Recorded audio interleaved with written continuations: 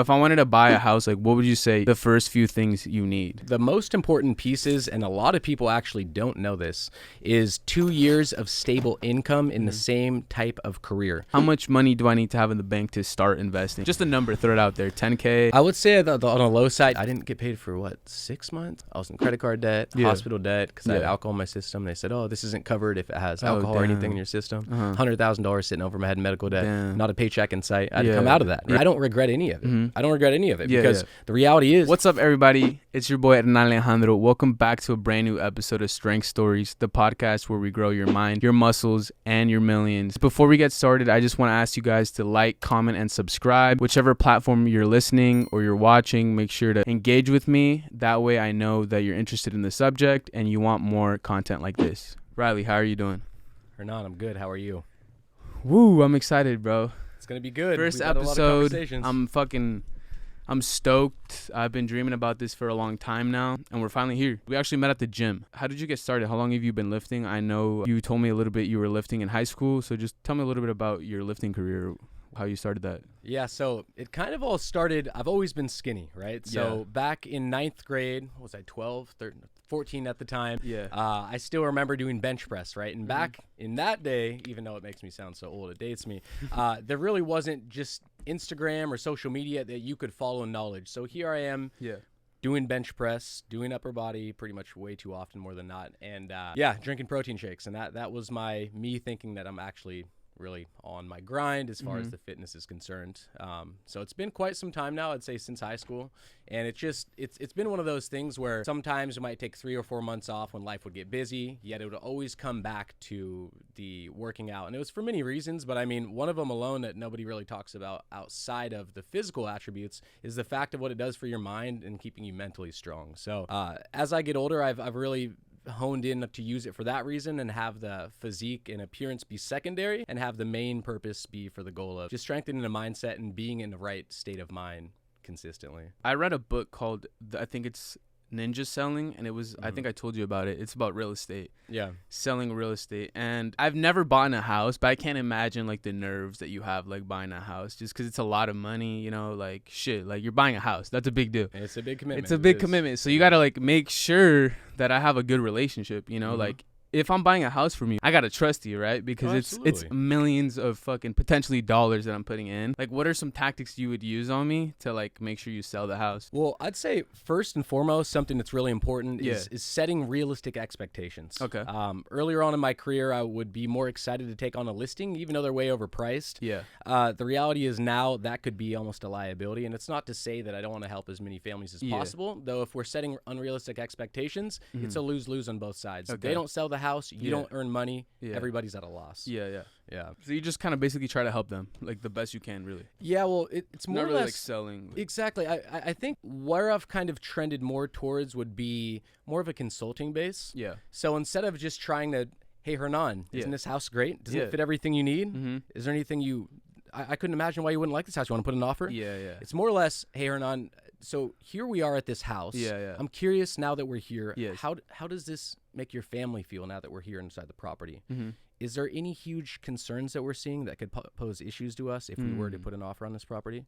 And mainly just diving deeper into what's important to them, right? Yeah. And that's why it's more consulting. So instead of just telling you sell now or sell then, well, let me understand your story and the reasons and understand the whole situation so I can prescribe the right recommendation for what you're trying to do. Kind of like a doctor. Like you need to see like your symptoms and then like you prescribe them like the pill. Exactly. So a perfect example is like, let's say you're a seller. Yeah. I'm a real estate agent. Of course. Oh, let me sell your house. Yeah. Well, Hernan, have you thought about renting it out? Yeah. If you were to rent this out, or consider buying a place in another area to rent out, let's look at the difference as far as your cash flow on a monthly basis, or let's assess the future equity positions in these properties that are different. They're different in different areas, right? So as an example, we might say that Bothell is only depreciated or appreciated 2 to 3% versus if we took our money down south for the same amount, what could we buy down there and what's the appreciation rate down there? Or if we're looking for the cash flow model and we're looking to get the monthly positive income, what would that look like, right? So that's where it's not so black and white. You want to sell your house? Let's sell your house. Well, why do you want to sell your house? What are you doing with the net proceeds? Did you want to invest in real estate? How can we do that with avoiding unincurred cost that we don't need? Especially with the internet now, you see videos and you see like, this is how you sell a house. And they give you like 3 steps and they make that shit sound or look easy, right? Yeah.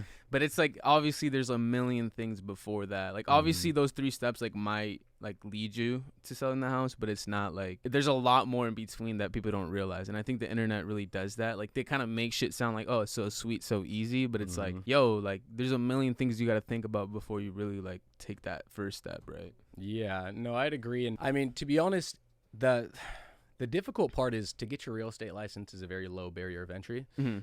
Though now you get your license and you're thinking, what am I supposed to do? And that's why there's a 90% dropout rate of full-time agents in their first 3 years of the business, right? And the main reason is, again, managing expectations. They're expecting, and guys, I was part of this, right? I remember thinking, you get 3%. So if I sell 4 houses a year at $500K, I make $60K. It's not like that. There's a lot of things from brokerage splits. If you're new, you might consider joining a team and there's an additional split. Transaction fees, desk fees, all these sort of fees that nobody really thinks about before they get in, and they're just seeing the dollar sign. So one thing I would say for anybody that's thinking about getting into real estate is just be prepared to work and get uncomfortable. I always preach being great, staying consistent, staying committed, and all those things. Like a lot of people try to make shit sound easy. Like this podcast is not easy. This real estate career is not easy. None of it is easy or fast or it's gonna come quick like Amazon. I always use Amazon. Yeah, it's not Amazon example. Quick, yo. Like if you're really trying to build something great, if you're really trying to do something big, it's not easy. It's not fast. Matter of fact, it should be hard and you should be stressed out a little bit and you should struggle, because that's really how you really make these gains. And that goes back to strength stories, because I think everybody has a story of strength that you kind of had to put yourself out there. You got to get uncomfortable, maybe tear a little bit of muscle fibers before, you make those gains, right? Yeah. You got to have to stress out a little bit. So, but yeah, switching gears. I have a few questions that I wrote down, so I want to read them out to you. What do I need to buy a house? Do I need $10,000? Do I need good credit? Like, do I need like my mom to put a loan? Like, what do I need? If I wanted to buy a house, like, what would you say the first few things you need? Like, for me, instantly think good credit. I think down payment. I think a lot of paperwork. Yeah, that's true. I think, those are a few things that just come on top of my head, off the top of my head. So the most important pieces, and a lot of people actually don't know this, is 2 years of stable income in the same type of career. Now, sometimes if you're self-employed, you can go off of 1 year and then based on the current year's income, if it supports it, of 18 months, generally on like a low side. But generally speaking, what you want to make sure you do, if you're thinking about buying a house, the first thing you need to do is make sure that you've had stable income for the last few years. Now, that is one of the most important 3. I think you already mentioned the other 2. Of course, depending, you don't always have to have down payment, believe it or not. I've been in a few circumstances where actually just if with the minimum of like 5,000 to 8,000, we had closing costs. There was a VA loan, which is a zero down program. So it really depends on the loan type, but generally speaking, yes, the first and most important is going to be stable income that's proven on paper. So if you're working for yourself and you're not claiming anything, let's say you run like a car washing business or something, and it's all under the table, well, good luck buying a house, because they're going to go off what's on paper on your W-2s, or if you're self-employed, your 1099s. So that's the most important piece. Good credit, and it's not necessarily to say that if you have bad credit, you can't buy a house. Yeah. But if you want a better interest rate, you want good credit to buy a house, right? Yes, so exactly. 740 is kind of the threshold where you have the best optimal interest rates. I'm actually just working with somebody right now. We just got him pre-approved, and he had just mid 6s. So that's important, but it's not going to be a deal breaker. I would say the most important is just the verified income over the last 2 years. And then lastly, down payment. Again, it's better if you have money down, especially because there's not only down payment, but there's a closing cost, which is associated with the home purchase. So those are the 2 pieces as far as cash to close is concerned on a property. So those are the top 3 that I would say are most important. So you did good. You had 2 of the 3. Okay, good. And nobody usually guesses the third one. TikTok videos are helping me, actually. They are. They're doing those 1, 2, 3s. They're giving you a few good tips. Keep watching TikTok videos, but not the crazy ones. Yo, I've been seeing a lot of crazy things on TikTok, but we're gonna talk about it another day. Okay, I was gonna say. All right. Okay, another thing. I understand, like you said, like you need to show a lot of work, basically, like a resume of you've been working. Like, for example, 24 Hour. I've been working at 24 Hour for 2 years, let's just say. Yeah. They want to see, like, do they care if it's like with one, or can it be multiple people that I've been working with that I'm like stable, I guess? Well, it really depends. The main thing is the industry type. So let's say, Hernan, you're like, hey, I was a contractor for 10 years, and then I just started working at 24. Yeah. Well, it doesn't carry over at all because it's a different industry. Okay. Now, the caveat is, let's say hypothetically, you're going to school for becoming a electrical engineer, right? And you graduate, you become an electrical engineer. You could be 6 months into your new job and use that 6 months income to buy a house as if it was 2 years because it was considered the same industry. Yeah. So that's the one caveat, I guess, to the general thing of like the 2 years or at least 18 months. Okay, this question right here is personal because this is, I guess, another thing that I saw on the internet, but it's been sticking to me because I've been hearing it a lot. And I think when you constantly hear this, when things constantly come up again and again, it's usually a good sign for me, right? Okay. Like I've been wanting to do this podcast for a while and it's been itching me for years. So like there's a point where you pull the trigger, right? So something that I want to do once I make my millions is or not even millions. You tell me how much money do I need to have in the bank to start investing or even get a house? Would you say like just a number, throw it out there, 10K? I would say on a low side, 10K. There's a possibility for 10 to 15K is a reasonable number. Okay. Especially if you're talking about here in Washington State. I mean, just the prices are so high. Even if you were to buy a condo, it's pretty expensive compared to other parts of the nation. Yeah, and that brings up another question. Why do you think Washington's a lot more expensive compared to other places? For example, Texas. Everybody talks about Texas. Yeah, because you can afford. Look what you can buy for $300,000. Exactly. Right? You see those? You see them. You see them. Brand new construction. It's huge. The biggest thing is there's a lot. If you look at the inbound and outbound, and you can look on places like the borrowed moving trucks and things like this, where they're departing from and where they're arriving to, we're still on the top 10. Back in 2020 when COVID happened, we were actually like top 3. So it shows that a lot of people are still moving into Washington State, right? So that's number one, why it's getting expensive. Number two, and why that's probably happening, is we have a really strong, thriving local economy, mainly in the tech sector. There's also Boeing as well, but to be honest with you guys, and let's be honest, Facebook, Microsoft, Amazon. We also have SpaceX here in Redmond. So there's a lot of opportunity for individuals that are engineers that are starting off their careers at 150,000 plus RSU stock options, right? No, that's good to know because I've always wondered, like, yo, like you said, those photos, like I see them perfectly. Like they see like a normal single like family home to like a big ass mansion, right? And it's like 900K, and like over here it's like 1.2 million. Easily, right? You see stuff like that, and it's crazy now. Even on that point, I mean, I was just hosting an open house before I got here, and this house was $1 million, 2,700 square foot, which is a good size. It was in Bothell. This house was a 1979. It had a lot of original finishes, which you would think when you're buying $1 million house, it's all brand new. Finishes are great, and this thing was 79 original cabinets, things like that. So it just goes to show it's pretty expensive here, the cost of living, and mainly that's due to the amount of income that people are earning here versus other parts of the nation. And this is another question too, because this is kind of something that I thought about, or at least my first investment. This is how it went in my head. Okay, right. Let's hear it. Like I said, I've never bought anything really. Anything big like a house. My goal is to be able to make active income. So like obviously get income coming in. So like my job or whatever jobs I have active income, right? And then with that income, I want to be able to invest in real estate. And I always hear like house hacking. You're familiar with that, right? Yeah, of course. Yeah. So my thought was like, I want a house hack, right? I want to be able to get like a multi-unit and then live in one room and then rent out the other ones. What do you think about that? Or does it sound too good to be true? Or is that really like a good thing I can do? You can. I would say for me personally at this point, I kind of don't like having roommates. Okay. However, if that's something you're okay with, it completely makes sense. What I usually advise is depending on what works for you. A lot of, for instance, if you're buying a single family, instead of considering like a one-story rambler where all the bedrooms are on the same side of the house, you're separated by drywall from your roommate. thinking about something like a split level where you can rent out half the floor and nobody really comes upstairs. You can even wall off the bottom and have a separate entrance. So you literally, it's like living in a 2-story apartment, right? Yeah. So it's no different except for you own it. So that's house hacking. That's just how you wanted to go about it. Personally, like let's say any one of these older houses that has opportunity for house hacking more than a newer one, you're just going to have a lack of privacy. So that would be for anyone that's considering doing that, just really consider, and again, if you do it, you would probably realize pretty fast, hey, I don't want this guy separated by drywall at night when I'm talking on the phone and he's right there, right? You don't know what you're about to hear. Exactly. You're not trying to hear some baby daddy issues and stuff. But no, okay, so what about when they live, like let's just say it's a condo, but it's like a 4-section one or or four four units. 4 units.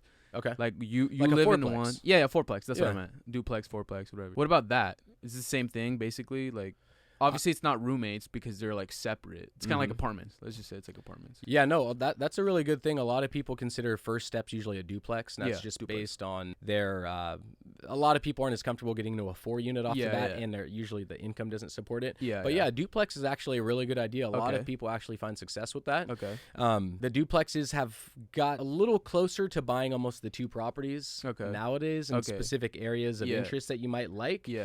So you may have to go a little further out, but absolutely that's worked for a lot of people. Because I always see like FHA loans like 3.5 down. I always see that. Is that true or is this a lie? So 3.5, there's other programs. I actually helped a friend. We did 5% down, and then he had a second mortgage for the 5%. So he had 0 down. Literally had 0 down, and it wasn't VA. He did have closing costs associated with the loan, so I think we're somewhere around 7. 6 to 7. What kind of mindset do you believe is necessary to be successful in real estate? I just dropped that on you, bro. Yeah, I'm just thinking how I would word this. I just dropped that banger. So what kind of mindset? I would say a strong mindset all day long. Yeah. Why do you say that?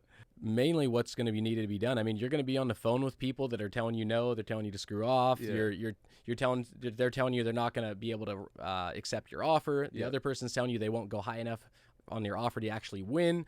So you really got to keep a strong mindset, because in the end of the day, you got to realize that you're actually leading. So when you're leading somebody, you need to be confident and you need to be calm, right? And you need to have control. And so I would say if you're not in control of your own mind and your own state of mind, how are you going to control the situation at hand? No, and that's true. That's true, because I think that applies to anything in life, I guess. Like I said, like not everything is Amazon fast. Not everything is going to run smooth like that. And you got to be able to kind of take some no's. Do you feel like you find a lot of enjoyment doing your job? I do.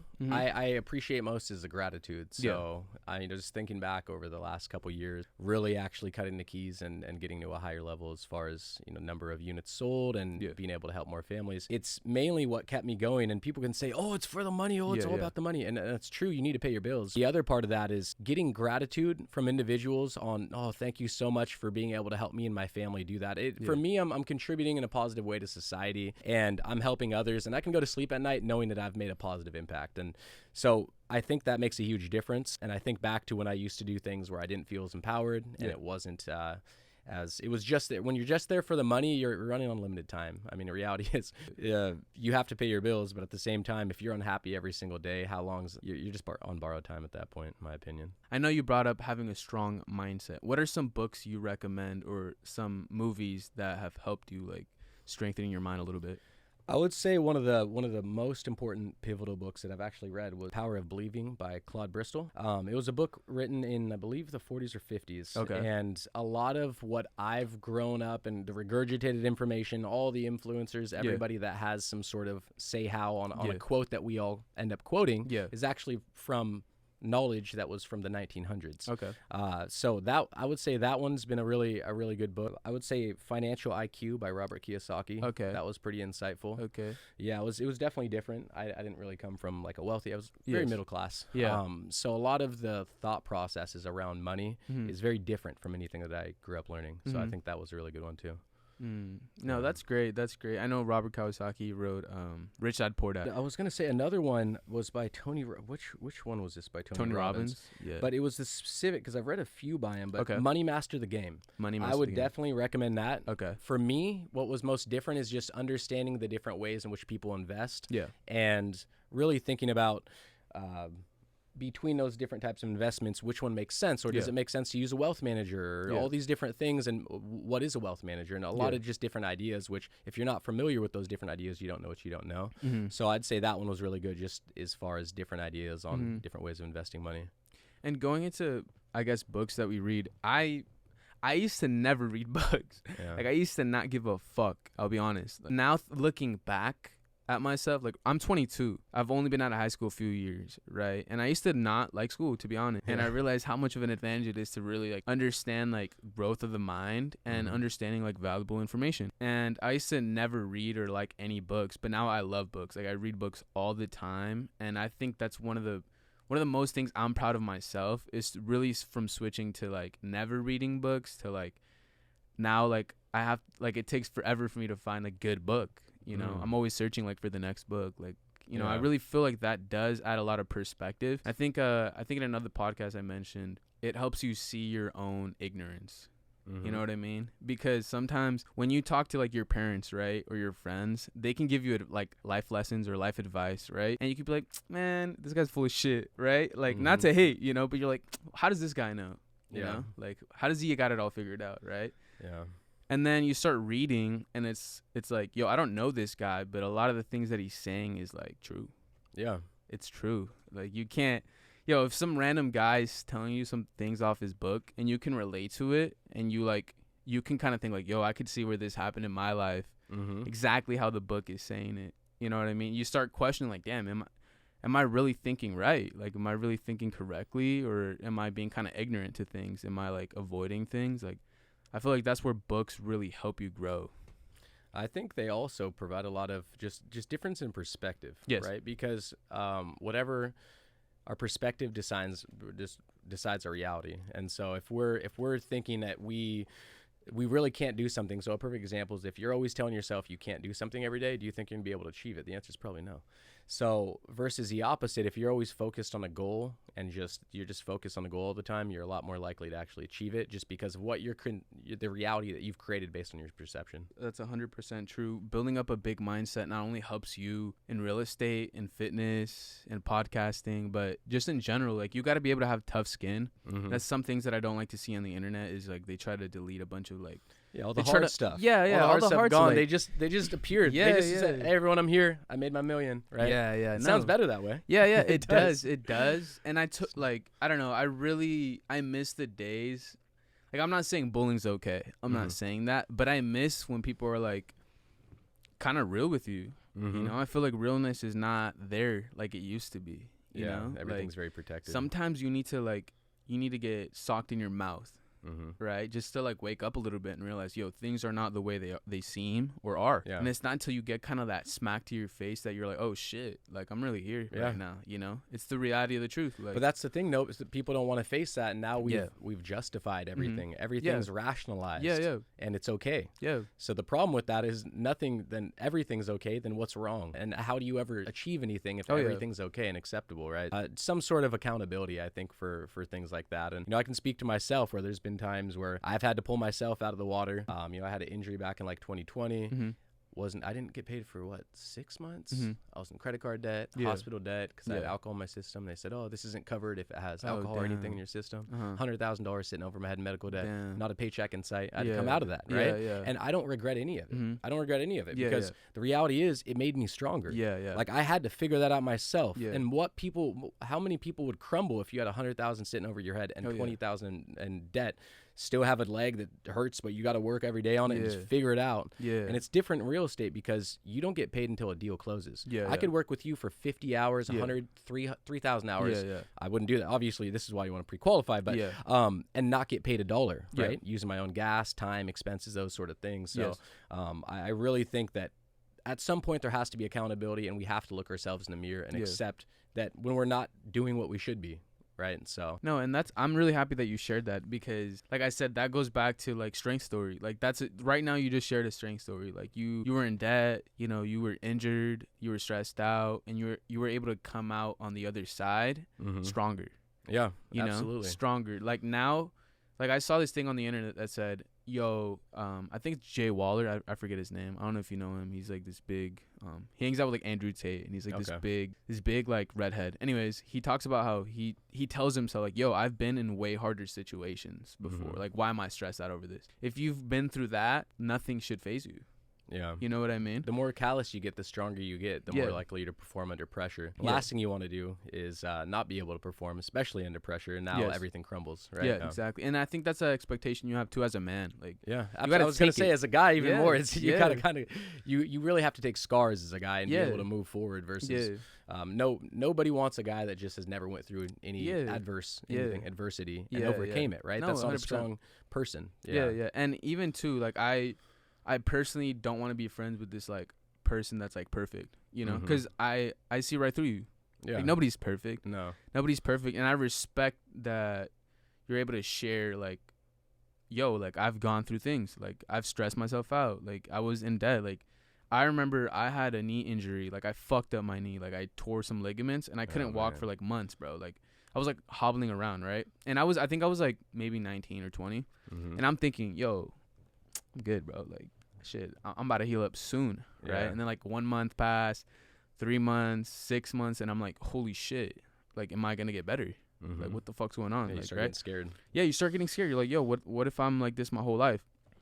And I would say like this was a chapter where it was like, it was God testing me. Like, I was really being tested. It felt like everything was like starting to like kind of fall on me. Yeah.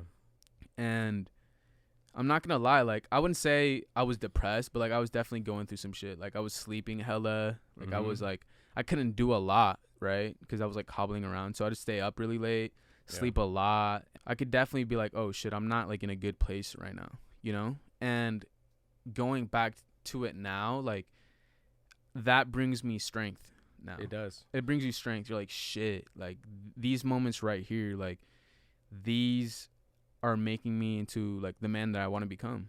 Strong. And I think thinking back to those, and it's easy just having a perspective right now and thinking even for myself on sometimes when it gets easier, then you get lazier. And that's where the problem can come in, because when I was at my point of weakness, I was I was meditating every single night and taking like a nighttime meditation bath. I was reading every single night, and just everything was a lot more serious that I followed every single principle a lot more, and that's what pulled me out, right? That was the time where going from a lot of weakness, a lot of self-doubt at this point, just questioning everything, right? To be able to come over that, it takes a lot of just, like you're saying, the reading, but also just focusing on keeping a strong mindset and your belief system.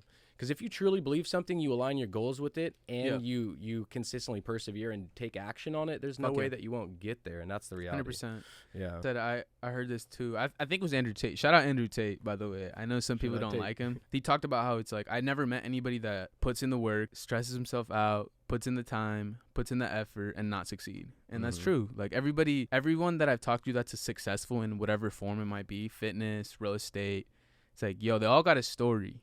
They all got a story. Like, yo, I went through this shit. We all have scars. Boom. That's what gets you. You're never going to become somebody of importance in your own opinion, on the top person you could be without facing adversity. Because how are you going to push through it? It builds the character needed. And you know, it's funny. It reminds me that book Holes, right? They're like, why are we digging? To build character. And it kind of makes sense, because in a sense, you need to work to build character. Because the reason is, let's say you're going in real estate and you're working. What about when you don't sell a house for 4 or 5 months?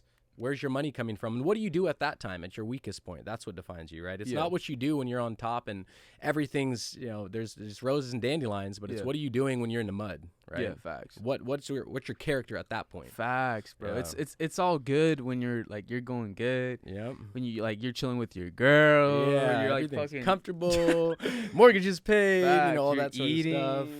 Like, you're with your dog and shit. Like, I'm chilling, and like, it's all good, everything seems fine, but it's like, it's not until like the intensity's up, right, that you're like, okay, like, how do I like figure this out? How do I keep my composure? I'm really big on keeping your composure together. I think if you freak out, if you like start panicking, like, oh fuck, like this and that, you start doubting yourself, you're gonna panic, you're gonna fuck up.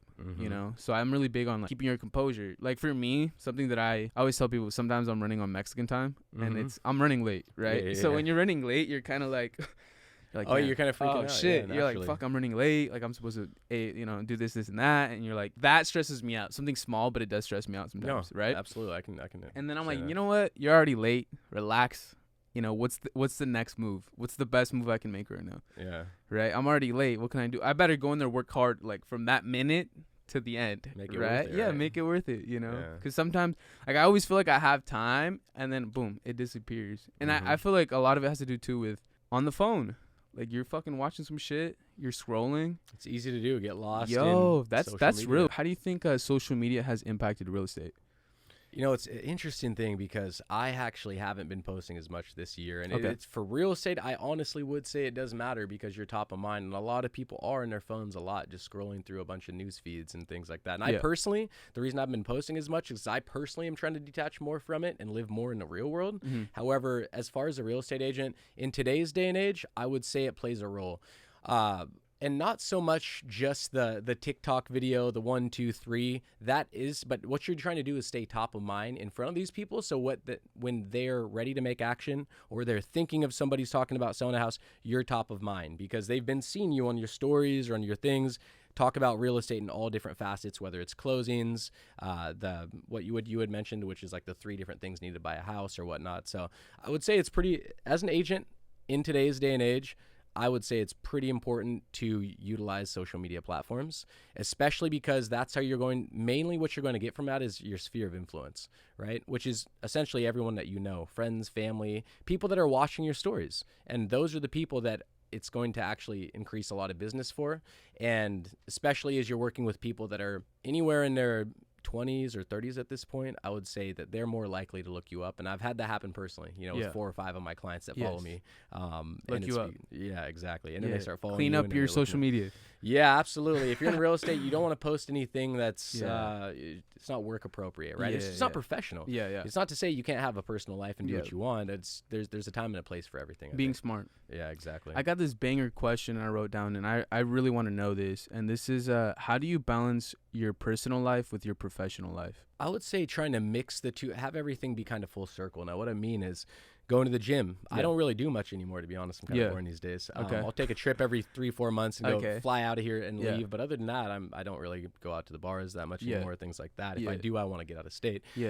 So I would say to balance those is pretty much doing the same things every day, going to the gym or meeting up with friends and doing that sort of thing. Yes. And as far as the mixture, it's with real estate, it's very different because I can do whatever I want whenever I want, but at the same time, you want to always be ready, right? Yes. So I would say how to mix the two is mainly just, as far as being ready, just do what you enjoy. Yeah.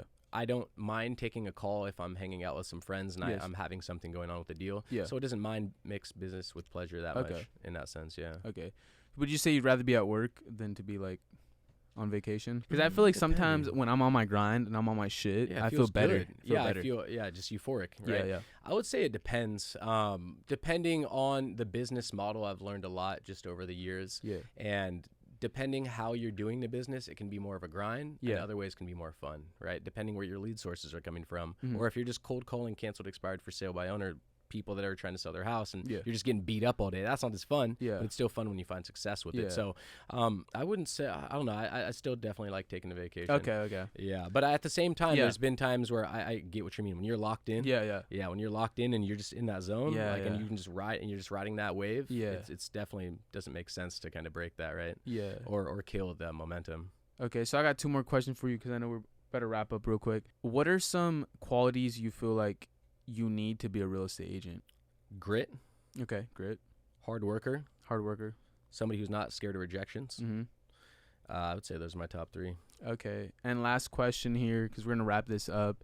Reilly, what is next for Reilly Forrest Real Estate? What is next? That's a great question. Yeah. So what's next for me is personally building out my brand, right? I've been on a team in real estate. I've been solo. I've done a kind of hybrid of both. But the reality is the biggest and most important thing for me in my business is just really building the brand, right? Because once you build a brand, it's sustainable and you can get a lot bigger outreach and a bigger net. And a smart person had said recently to me, visibility beats ability every time. Say that one more time. Visibility beats ability every time. Beats ability every time. Okay, I like that, man. Well, thank you so much, Reilly. Thank you for the Strength family tuning in. Just want to remind you guys, like, comment, and subscribe. Make sure wherever you're seeing this, Apple Music, Spotify, make sure you like it, engage with it. Not only is this going to feed me fuel to continue to drop these gems for you, but it lets me know you truly are enjoying it. Reilly, thank you so much for your time, brother. Yeah, thanks for having me. Thank you, Nolan, too, by the way. Yeah. Yeah, no, of course. From the bed to the floor to the couch, might wake the neighbors up. Break you in and break you out. In the end, we're gonna make a child.